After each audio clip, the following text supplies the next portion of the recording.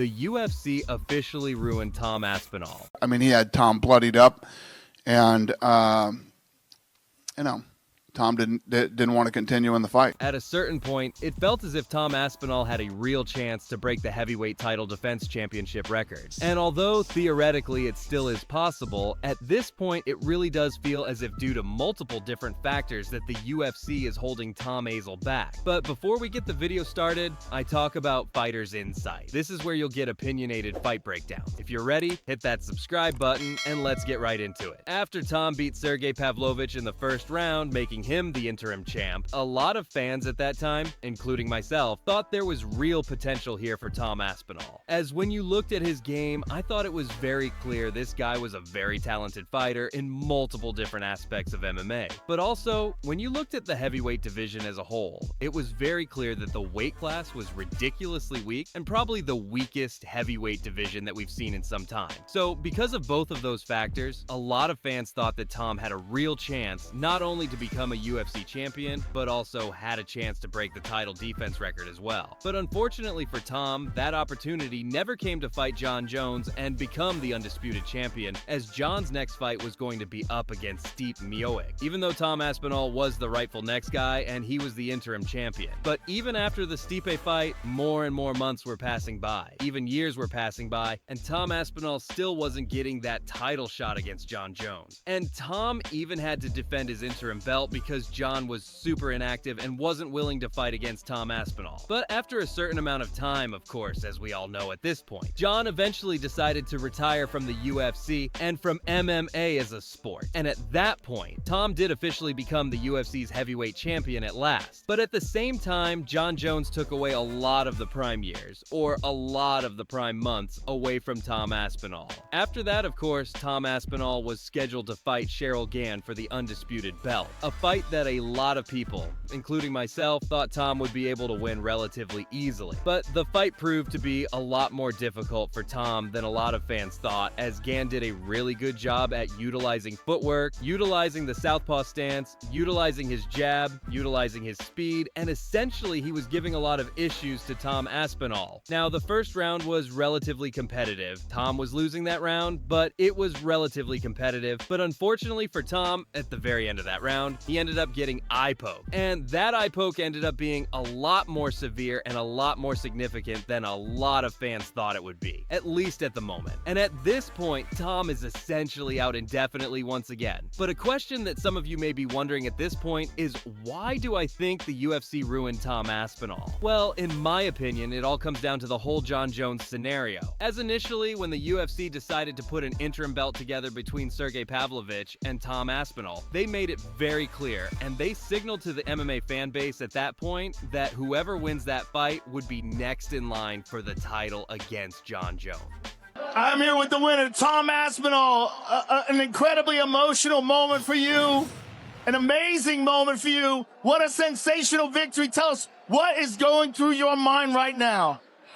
Oh, I can't even tell you, Joe. It's been a crazy 2.5 weeks. Oh my God. I just want to say to everyone at home, listen, if you ever get the chance to do something and you're scared to do it, you should definitely do it, because there's a chance it's going to pay off. So, the fact that after Tom Aspinall won that fight, and honestly won it relatively easily, the fact that he had to wait years before he ever got a chance to become an undisputed champion is clearly unfair to Tom Aspinall. But the worst part about this whole situation isn't just the year's loss of Tom Aspinall's prime. It also could have led to Tom looking a little bit rusty in his fight versus Saran. Now, I know Tom didn't technically lose the belt, but he clearly didn't perform as well as a lot of fans thought. And I'm not saying it's all due to ring rust. Maybe Surgan was just a lot better or a much more difficult stylistic matchup for Tom Aspinall than a lot of us fans thought. But at the same time, all those years away and all those months away definitely could have led to some sort of ring rust for Tom Aspinall. And of course, on top of all this, he was also eye-poked by Shrill Gone. And at this point, once again, he's essentially out indefinitely, which of course is taking away months or potential years away from his prime. But even whenever he does return, assuming that he does return, he could be a little bit ring rusty once again. And there is a very real possibility that he ends up losing the belt at that point. So although him getting eye-poked versus Cheryl Gane isn't technically the UFC or Jon Jones' fault, at the same time, I feel like it's all interconnected. And at this point, I think there is a very real possibility that the UFC and Dana White ruined Tom Aspinall, because I think it goes a little bit deeper than just the UFC and Jon Jones taking away prime years away from Tom Aspinall. Of course, it's all connected, but outside of just a time off, the UFC could potentially be ruining one of their stars. But another question that some of you may be wondering at this point is, where do I see Tom Aspinall's career going forward from here? Well, in my opinion, I still do think Tom is going to have a lot of success. I still do think he's going to beat Gane in the rematch. I still do think he's going to get a few more title defenses. So in my opinion, I do think there is a very real possibility that even if Tom Aspinall is head and shoulders better than everybody else in the weight class, there eventually is going to be a certain fighter that catches and knocks him out, or potentially just finds a victory over Tom Aspinall. And because of the volatility of the heavyweight division, I think there is a very real possibility that fans see Tom Aspinall as a great fighter, but at the same time, they see him as a guy who could have accomplished more. But I guess only time will tell what does end up happening for Tom Aspinall. I'm here with Tom Aspinall. Tom, I know you want to go and get medical attention, but talk us through your thought process and what you're feeling right now. Guys, I just got poked knuckle deep in the eyeball. Why are you booing? What am I supposed to do about it? I didn't poke. I can't see.